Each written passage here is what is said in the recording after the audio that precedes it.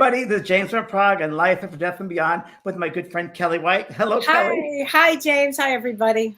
And Kelly has some great news. You want to share the great news? I do. Kelly? I'm so excited, everybody. My book, Cracked Open, Discovering the Unseen World, came out yesterday, and it's #1 in spirituality. So thank you guys so much for promoting this book. Thank you for everything. And James, I'm looking forward to discussing my book with you next week. Yes, next week we're going to go through your book, and boy, it's a book. Yes.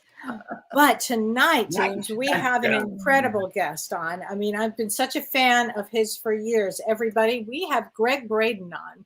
Now, Gregg Braden is a 5-time New York Times best-selling author. He's a scientist, an international educator, and he is renowned as a pioneer in the emerging paradigm based in science, social policy, and human potential. And according to Deepak Chopra, Gregg Braden is a rare blend of scientist, visionary, and scholar with the ability to speak to our minds while touching the wisdom of our hearts. So please welcome, everybody, Gregg Braden. Welcome, Greg. Hi, Greg. Yay, Greg. Hey, it is so good to be with you. I can't think of a better thing to do on this holiday evening. Happy Labor Day, yes. That's right. Happy Labor Day. We are live. I'm coming to you from our studio just outside of Santa Fe, New Mexico. This is not pre-recorded, unscripted. I have no idea what we're going to say or where it's going to go, and that's what makes it so fun. And last time, Greg, we saw each other had to be at least, 15 years ago? Could it be? It may. I've lost track of time, James. But I want to know when my interview sheet came up and I saw your name, I had a big smile on my face, a warm feeling in my heart. You know, I love you, brother, and I love the work you do. We've known one another for more years than I can count. Kelly, I didn't know you were a fan for that long. You're the one. You're the one that was following me. Yes, in Pasadena.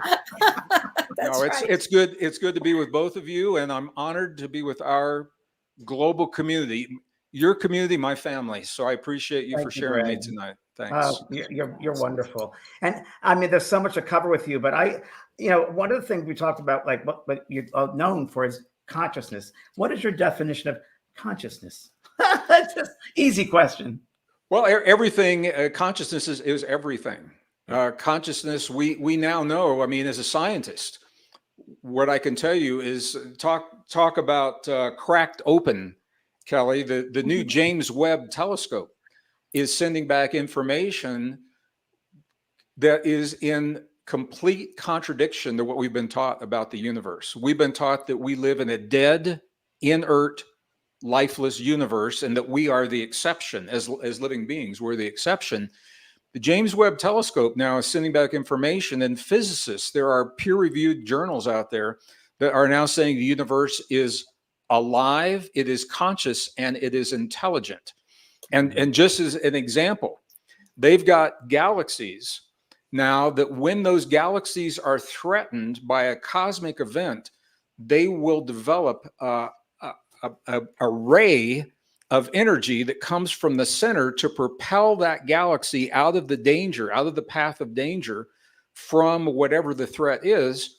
And once they found it, wow, they said, is this a one-off? And they found it is not, that this happens again and again. And they've got photographs. You go to NASA websites, you can now see the photographs of these rays, gamma rays, that are coming right out of the center and moving these things out of the way. Consciousness is everything. There are degrees of consciousness. Mm-hmm. And what we know is that our consciousness does not reside in our bodies, mm-hmm. James. And I think this is probably one of the most important things. I mean, intuitively, we all sense this. Mm-hmm. But I remember I was born and raised in Missouri and Kansas City, Missouri. I remember when I was a kid, Einstein had just died when I was a kid. And they took his brain to the University of Kansas, and they sliced it in thin sections to see what it is that made him so unique and set him apart from everyone else.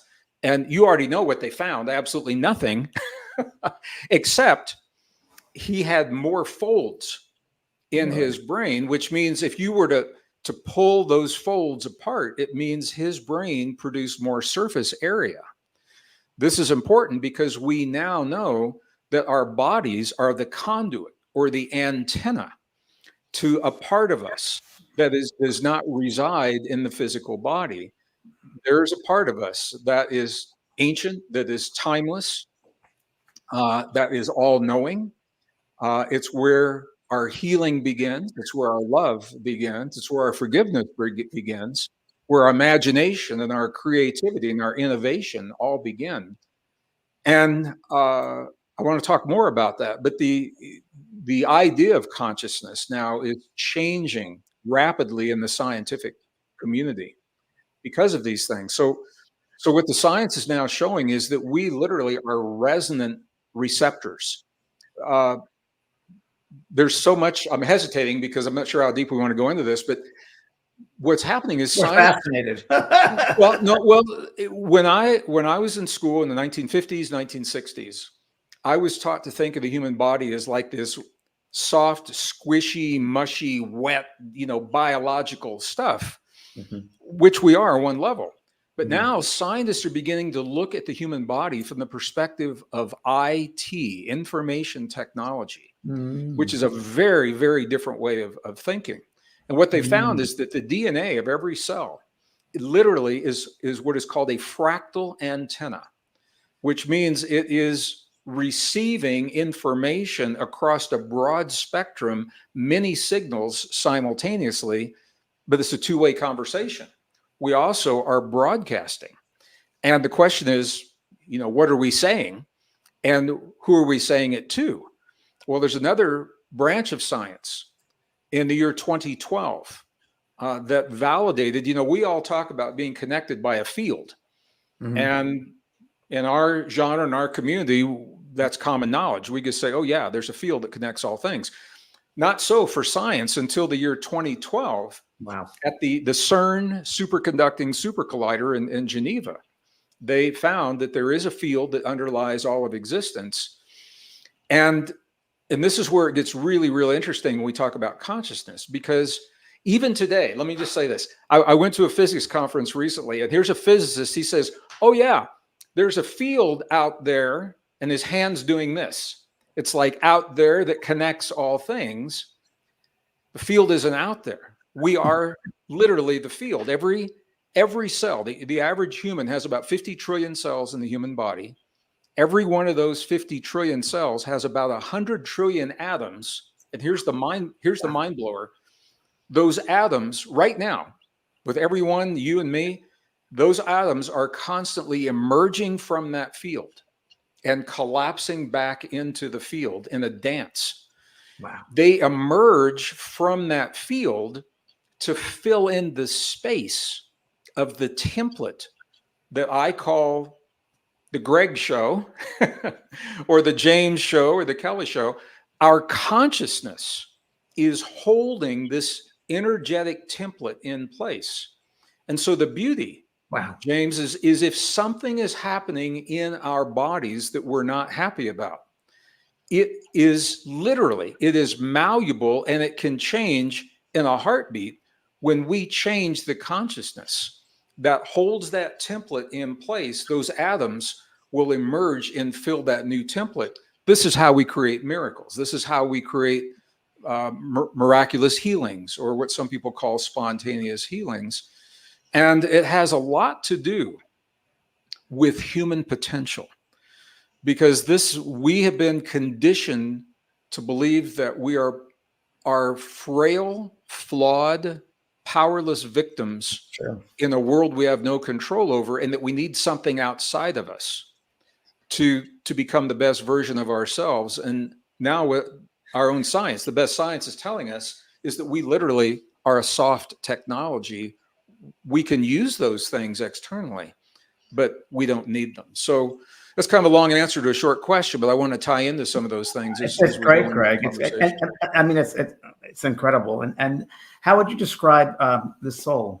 How would you? Well, this is why I hesitated I didn't know how deep we want to go into this. There's a part of us, and I just said this, a part of us that is timeless. It is ancient, all-knowing.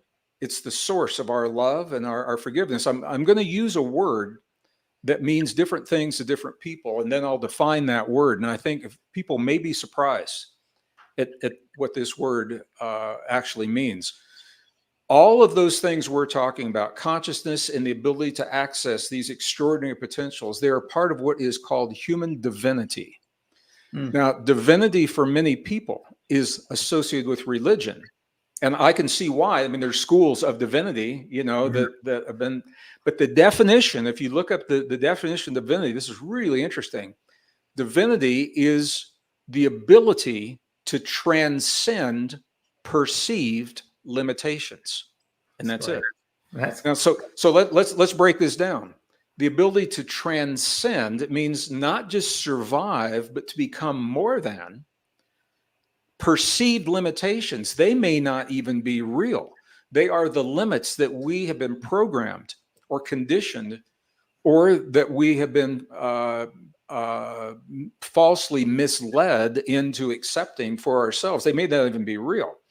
So when we can become the best version of ourselves, the full expression of our humanness, that is the expression of divinity, and the soul is expressing through those divine processes.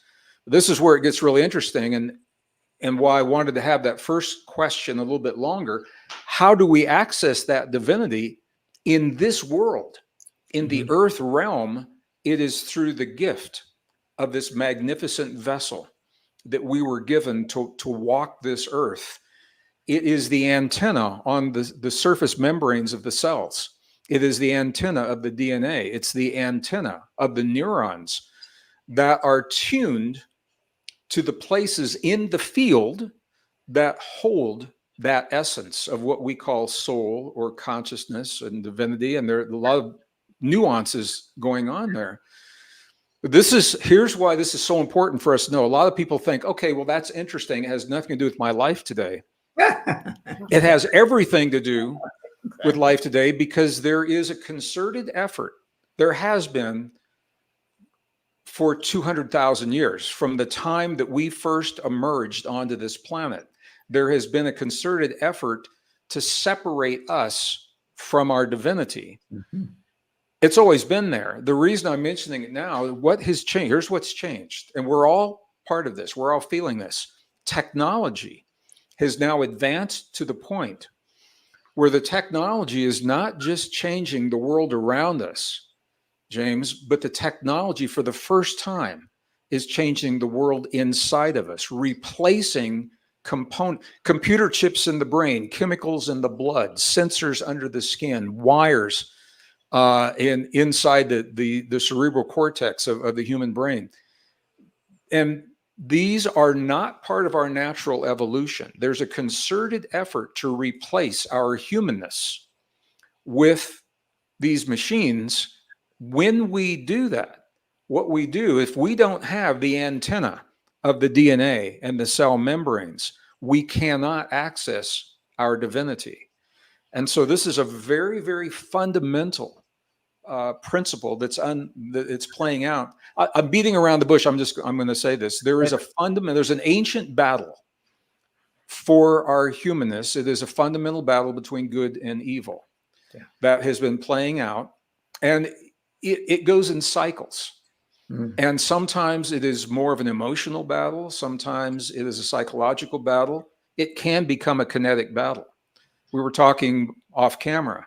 What happened in Israel on October 7th, that was pure evil, and that was a kinetic battle. What's happening in Eastern Europe is a kinetic battle. And we are at a time in our history where there are many cycles converging, where these principles now are playing out through technology that we've never had before. So that's why it's important for people to recognize, what it is that's happening. And I'm going to stop here, but I want to talk about how we use our divinity to transcend this fundamental battle, because I think it's important for us all in our everyday lives. If you're okay if we go in that direction. Yes, of course. Well, here's the thing. The fundamental battle between good and evil. People will say, when I was a kid, again, in the Midwest, that fundamental, people used to joke about it. They used to think it was a metaphor. You had a little red devil on your shoulder, with horns and a little angel over here.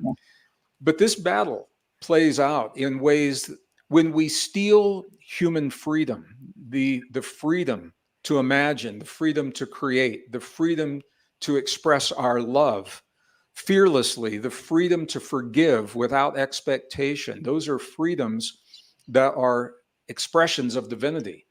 And when we are prevented from doing those things, that is a form of evil. There are many forms of evil playing out right now. So here's the thing, and this is what I think is important for everyone, from my perspective, to understand. There's going to be a time we'll do one of these programs, and I think this rough time we're in right now is going to be behind us. We're going through a little window of time where these fundamental forces are coming together now. We'll get through this. And I think what's important is to ask ourselves, what have we become in the presence of what life has brought to our doorstep? Because that's the battle of divinity. When the events of the world drive us to become something that we would never want to be in a million years, when we hate, when we express revenge, and we're seeing this on the political spectrum, we're seeing it on the religious spectrum.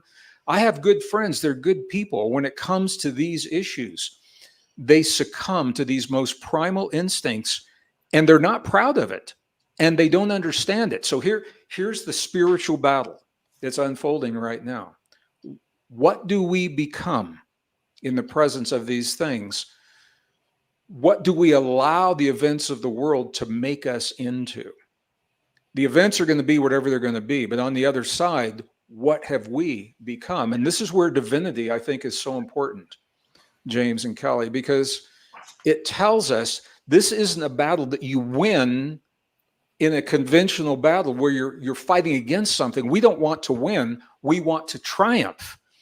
To triumph means to become more than that battle. And we do that by expressing our divinity in the presence of the fear and the hurt and the anger and the hate, even when it's not supported, with kindness, with kindness.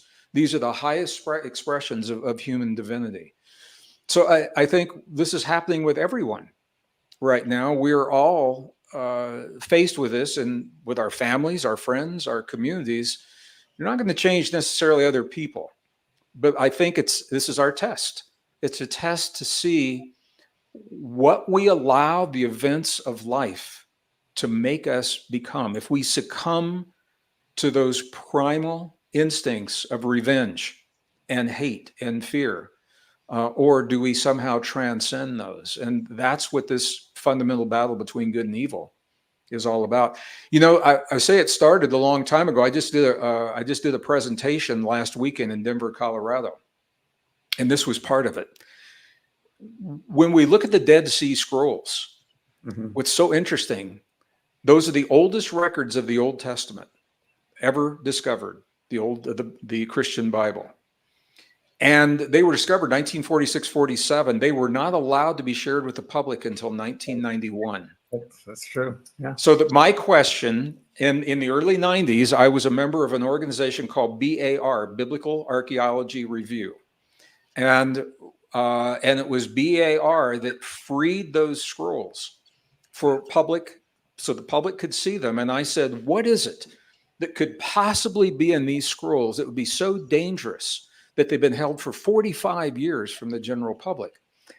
The answer, part of the answer, it's a big question, but part of that answer, and the irony, in Cave 1 in Qumran, in the first vase that they found, in the first scroll that they found, I mean, you can't make this stuff up. It was the first scroll. It is called the War Scroll. It's a war between, and this is the exact translation, between the sons of darkness and the sons of light. Wow. That will play out until the end of this cycle of time. You and I in our community, whether we're aware of it or not, we are involved in this battle between the sons of darkness and the sons of, and sons means men and women. This is the terms that they were using back then. It's good and evil. And so I think it's an opportunity not to be angry and not to judge, but to discern and recognize what it is that we're offered that supports life-affirming choices. and what denies life in our bodies, in the world around us, in our imagination, our creativity, all of these things. And all of a sudden, the events that are playing out that look so random, they begin to take on a new meaning, because you see there's a purpose and there is an end. The purpose is to separate us from our divinity. The end is for us to triumph over that separation. And everything that we're seeing playing out is a part of that right now. So I just wanted to say that, to when you talk about soul and you talk about consciousness, it's through our bodies that we're able to access in this realm those things. And I think one of our deepest missions is to honor and preserve the vessel that holds the gift that allows us to bring our divinity into this world. We need to be healthier now than we've ever been. Yeah. Just because there's so much going on in the world, so much stress. And kinetic energy. Yeah. Yeah, we just need to be the best version of ourselves. So does that make sense if I say it that way? Totally. Gregg, where do you see spirituality going forward because of AI, because of new technology, all of these advancements? How can people stay in their divinity? Well, this is the thing. Spirituality in its truest form is very different from religion. Mm-hmm. So spirituality, and you've probably talked about this in other programs, I'll just define this now so that we can tie into this. In its truest form, spirituality is about relationships. It's about our relationship to our own bodies, our relationships to other people, our relationship to the earth, to the cosmos, to God, to the past, to the future. It's all about those relationships. And we are wired, biologically wired, to thrive and to adapt in the presence of everything that is coming at us. We just aren't told that very often. Religions came along later and wrapped the rules and the dogma around those pre-existing spiritual conditions, and people began to feel separate from their own power, from their own divinity, by design. That's the purpose of the original purpose of many of the religions. There are good people that practice all of them, but the original purpose was to say that you can't talk to the divine, you can't talk to God. You need to go through an intermediary, and so AI. Now here's what's happening, and I come from a high-tech industry. I was working in the Cold War, in the defense industry during the Cold War, on a project called SDI, Star Wars Defense Initiative. And the only reason I say that is because I had access to some of the most advanced technology, lasers, communication systems, radar systems. Then, I mean, I could only imagine where they are now. I had access to all of those things. And I have to tell you this, as a scientist, I have yet to see any of those technologies built outside of us that does not mimic what we already do in our bodies, except we do it better if we understand what is now being called soft technology. We are soft technology. We're not the hard technology of a computer chip and a wire and a sensor. We're more than that. We're neurons and cell membranes, ion potentials moving across cell walls. And here's the beauty. We're the only form of life that we know that can self-regulate all that at will, when we choose, on demand. No other form of life can do this. This is consciousness. This is the soul speaking through consciousness as it expresses in this earth realm through the gift of what our ancestors called the vessel. 1 Corinthians, if people are biblically inclined, they find this very clearly. The Apostle John wrote 1 Corinthians, know you not that you are the vessel, the temple of God. And religion aside, I think he was telling us something very, very important, that there's something so rare and precious about us that we need to know and we need to remember. Gregg, I have a quick question for you, because I just got to ask this. Earlier, you talked about the rays, the gamma rays, the galaxies.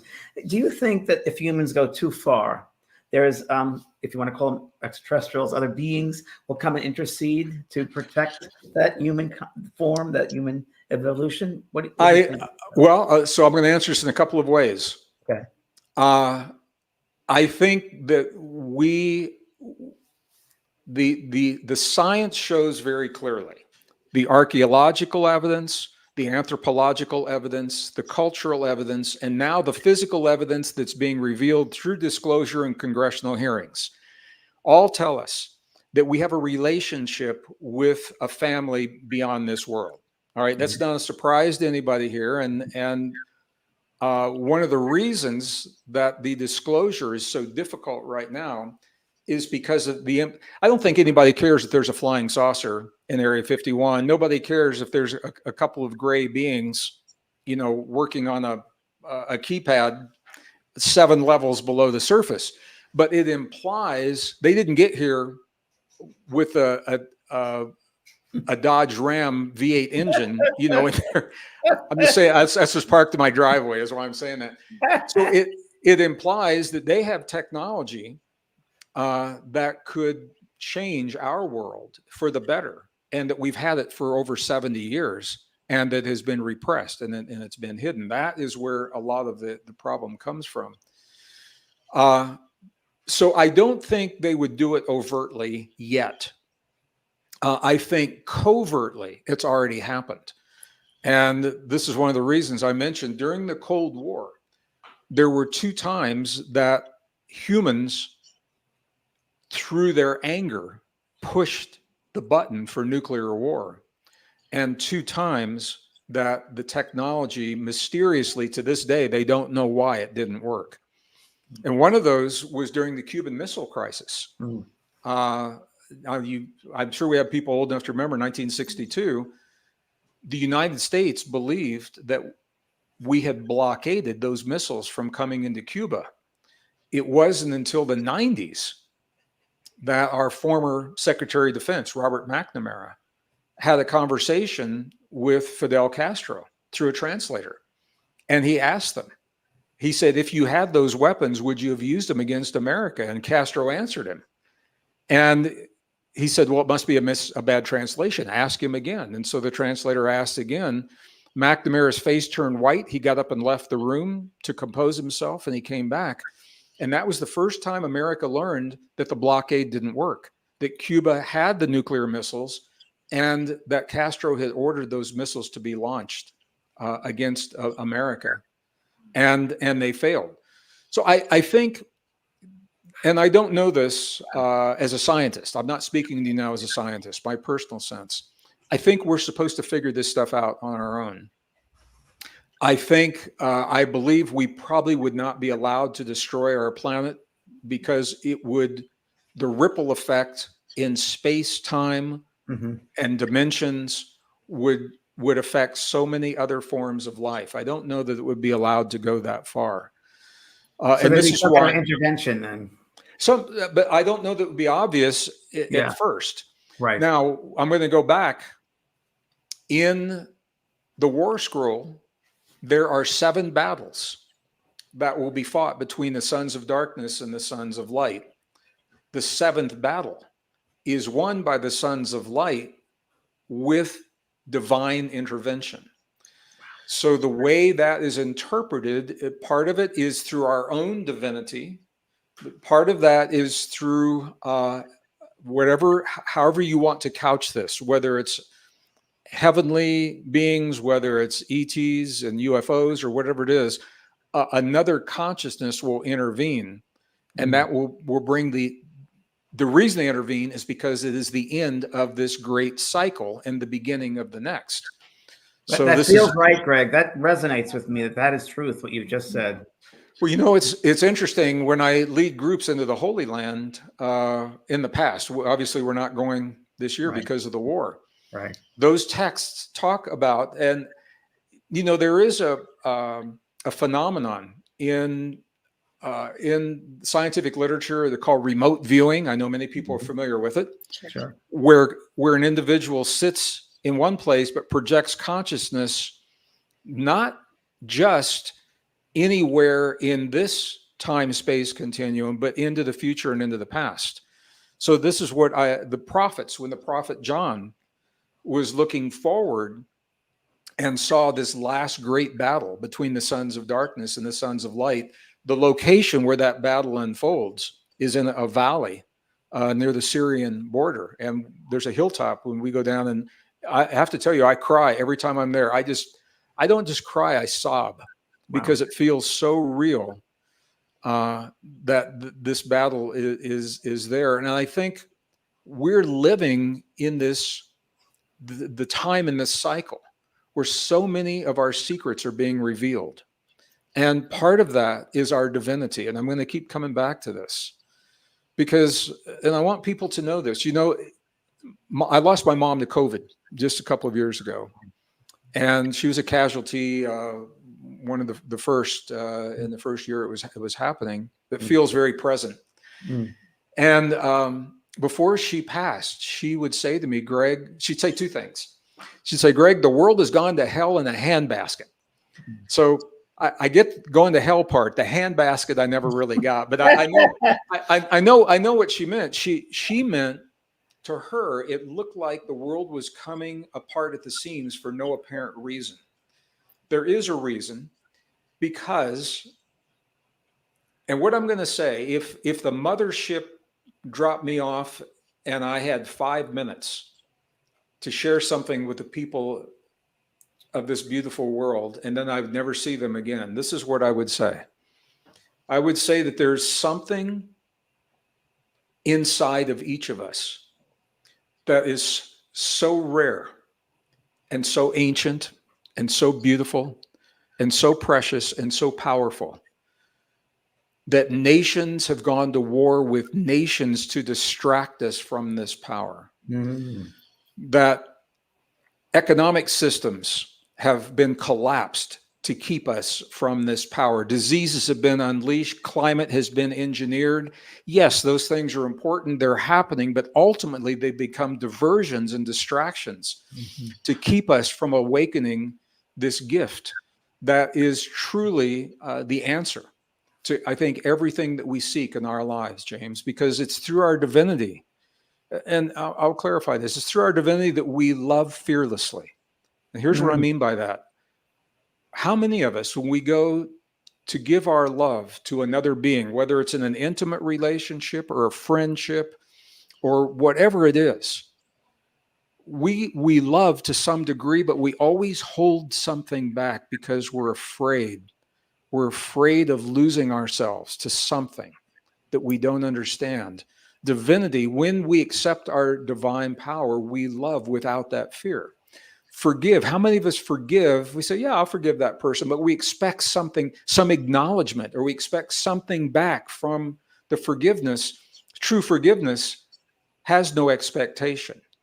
And it is through our divinity, when we accept the power of divinity, that we're able to live and love and heal. This is where our healing begins. This is where the deepest truth of our imagination, what do we dare allow ourselves to imagine first, and then to bring in, to innovate in the physical existence of this world. Most people are afraid to even think about what's possible because they've been conditioned to fear their own power. So the better we know ourselves, the less we fear change. And man, we're in a world of change. The better we know ourselves, the less we fear other people. And this is important because we're being mushed together as a society in ways, with cultures and religions, in ways that we've never been mushed together before. And it's frightening for some people. But here's the most important part. The better we know ourselves, the less we fear our own power. And when we awaken the power of our divinity, once again, the definition, the ability to transcend perceived limitations, when we allow ourselves to become more than the fear of what we've been told, programmed that we cannot accomplish, that is when we awaken. This is how we transcend evil. Evil is preventing us. Evil wins when it prevents us from expressing our divinity. That's great. So you don't have to fight. Just be the best version of yourself, and you've transcended that evil and that fear. You don't have to get out there in the trenches and do this. Just live the best version of yourself on all levels. So On true. all levels. So, you know, this is unscripted. We didn't know where this is going to go tonight, but I think this is an important conversation because we're all being given reasons to be very afraid. And many of those reasons are coming through other people's perceptions that we trust, including governments, including healthcare practitioners, including well-meaning friends and family. I think everyone means well for the most part, but they're operating on a limited program.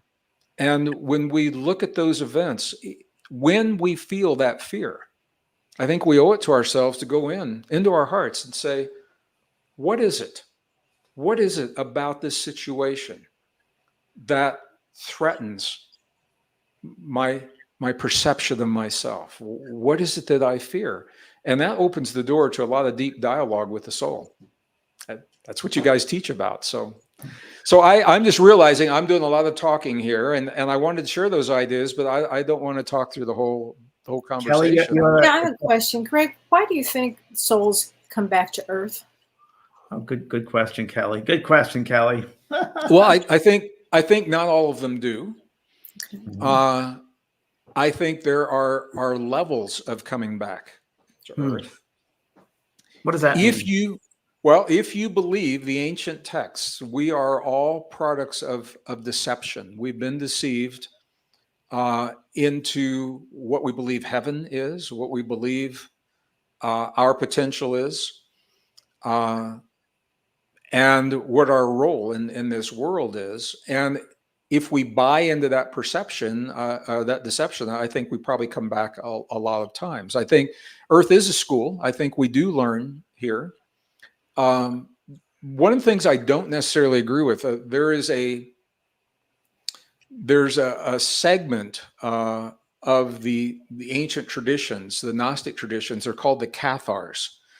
I don't know if you guys have talked about that in the programs or not. And the Cathars detested physical existence, and they spent all their time trying to renounce our physicality and the physical world. I personally, this is my personal belief, and from so many of the texts that I've read and from my own experience, I think we're here to have this experience, a sensual experience that we can only have in this three-dimensional body that mysteriously appeared on Earth 200,000 years ago. We're not the product of Darwin's idea of evolution. The science breaks down. We really don't know. We showed up 200,000 years ago with everything that we've got right now, all ready to go, fully intact, fully enabled. We did not develop it slowly, gradually over a long period of time. What that says to me is that we are intended to use these faculties, whether we're talking about psychic abilities and ESP, or the ability to heal our bodies on demand, to create strong immune systems on demand, to create resilience to change on demand, to awaken super memory, super learning, super consciousness on demand. All of these things we have the ability to do.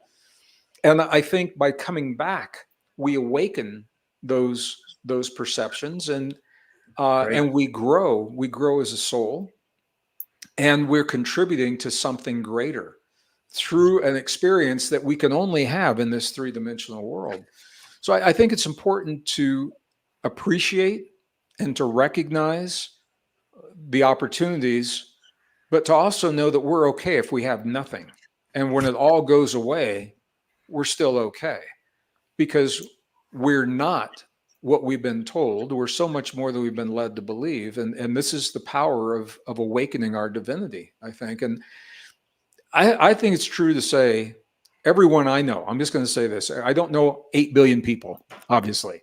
Everyone I know, without exception, I did this on a plane the other night. I made a list. Everyone I know is being pushed to the very edge of who they believe they are. Definitely. What they have been taught to accept about themselves. They're being pushed right to that edge. I know a few of them have been pushed right over the edge, and they're struggling right now because they don't know what we're talking about.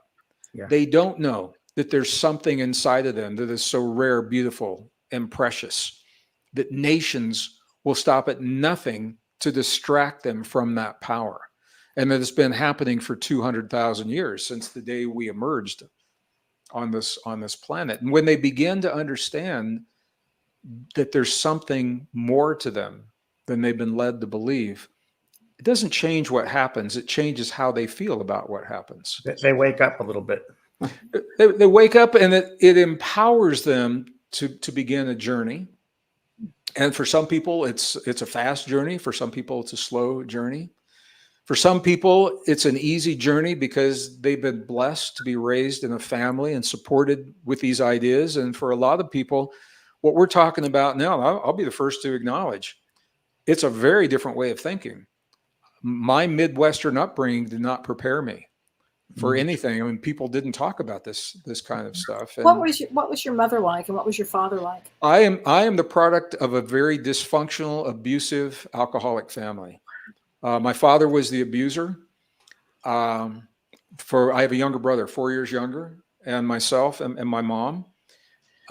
Fortunately, he left when I was 10, and I was happy about that. My mom was devastated because 1950s and 60s. Now she's raising 2 boys on her own with no job. I mean, we were more than poor. We were in government subsidized housing that I felt very, very thankful existed at that time. I lied about my age. Went to work in a copper mill, a copper factory. When I was 16, I was supposed to be 18 to have a union job. And I used to work after school. It was a union job, 12-hour shifts. It was 4 p.m. to 4 a.m. And I used to make really good money. And I was very proud to be able to. In those days, you got a paper paycheck. Everybody would line up by the time clock, and they would hand everybody a check, and I would take that check home, and I knew it would contribute to our family in a meaningful way. And so my mom and my brother and I, we worked really hard to pull that. And we were all Cancerians, for those astrologers out there. I was born the 28th of June, and my mom and my brother were early July. 3 Cancerians in a broken home with a lot of emotion and no tools to deal with it. And it was pretty brutal.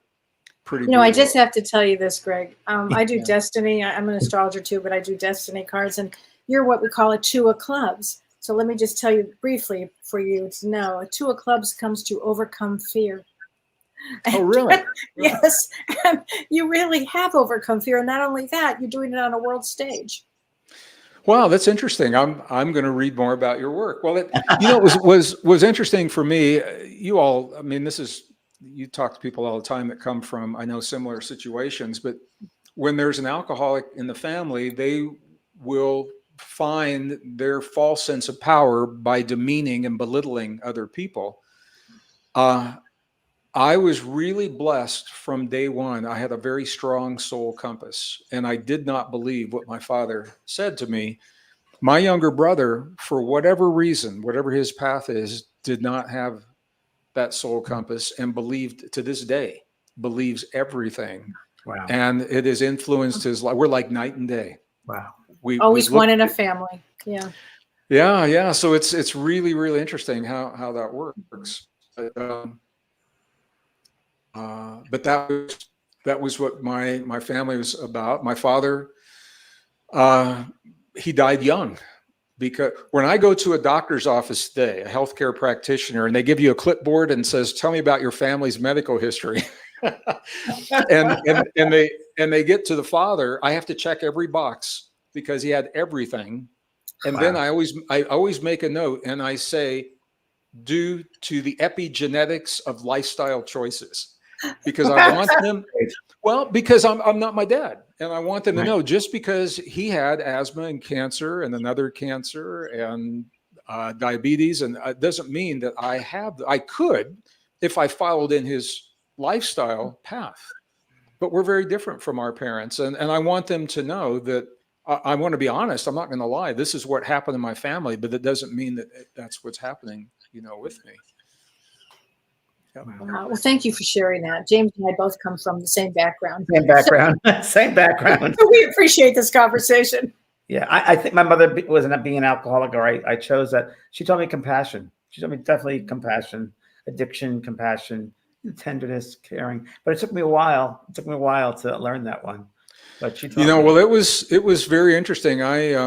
My father did not want me from the time I was conceived, and he wanted now this is 1950s. He wanted my mother to get an abortion, and she that was a woman risked her life doing that back Sure. then. Wow. And my mom, this is the full circle fruition. My mom fought for my life Wow. so she could bring me into this world. And as she went through late stage dementia, I got to advocate for her and fight for her with the medical community so that she would have a graceful landing, not a hard landing, and a graceful passing. So we both got to advocate for one another on the bookends of our lives. Isn't it? It's very interesting. Beautiful. It's beautiful. Beautiful.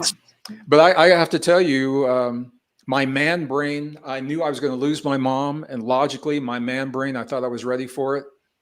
I think I can say this. It just kicked my ass. Yeah.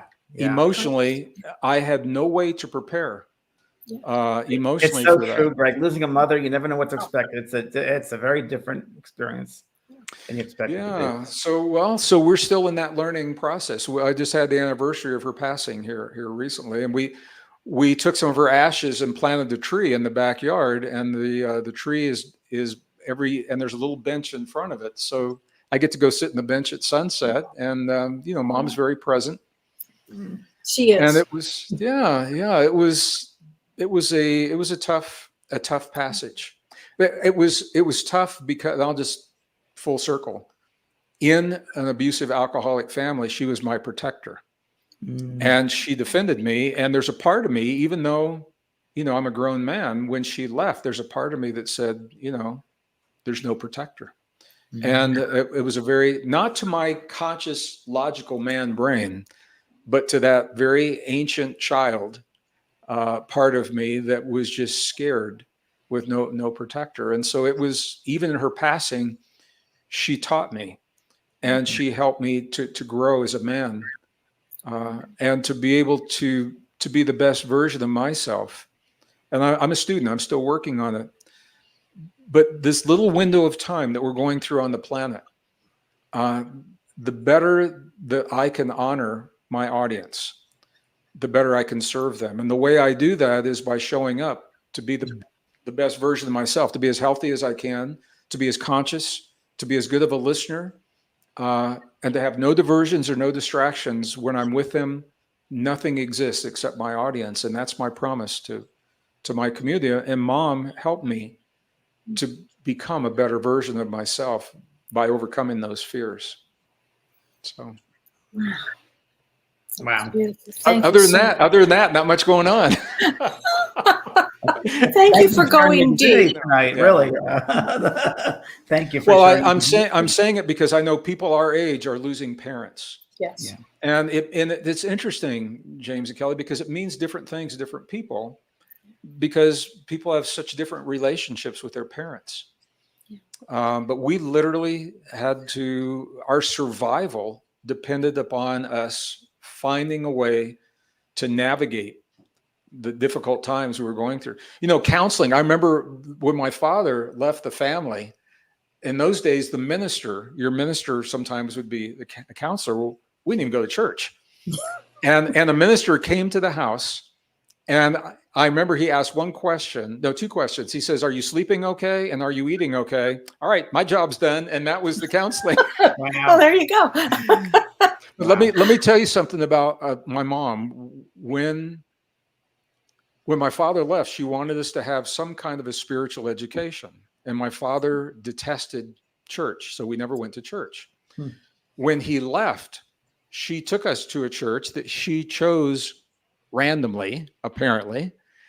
And that was the beginning of our spiritual education. 2004, I had a book that came out through Hay House, and they toured me through Kansas City, Missouri, where I was born. And my younger brother met me, and I said, "Let's go back to the old neighborhood." And everything looks different, when you're grown up. So I said, "Let's go look at the church where we used to go." Well, big letters. This church always said the first Christian church. And I remember that's emblazoned in my memory. I never looked at the small print underneath. The first Christian church of the Essenes. And Oh, my wow. mom had set me on a path, and I don't know that it was conscious because I never got to ask her, but of exploring the Essenes, who we now know were the scribes of the Dead Sea Scrolls. We don't know that they authored them per se. They definitely were the scribes that put them onto those parchments. We don't know if they originated with the Essenes or if they brought them from somewhere else. So it's interesting. Mom set me on a path. The first, and I looked at my brother and I said, "Damn, look at that!" I mean, she knew what she was doing. First Christian church of the Essenes. Amazing. It's incredible. Yeah, you can't make those things up. That's the way it works. Greg, if people want to see you in an event, where can they reach you? Where can they find you? If they just go to our website, we've got events, all kinds of events going on all over the world. Right. Yeah. All over the world. And next week, I am at a conference. One of my favorite conferences is called the Conference on Consciousness and Human Evolution, TCCHE. It's in Toronto, Canada. But go to the website, and we've got some beautiful 4-day retreats coming up in the lower 48. People where we talk about these and explore the techniques to awaken that divinity. That's really where the action is. Well, thank you for touching our souls, Greg. It's such an honor to have you on tonight. Really thank you so much. Well, I'm honored to be here. The truth is, it takes a lot of trust because you don't know what I'm going to say, and I don't know where we're going to go. So, James, I want to just thank you as my longtime brother, who I see less often than I would like to, and Kelly is my dear sister, who I would love to see more frequently. Thank you.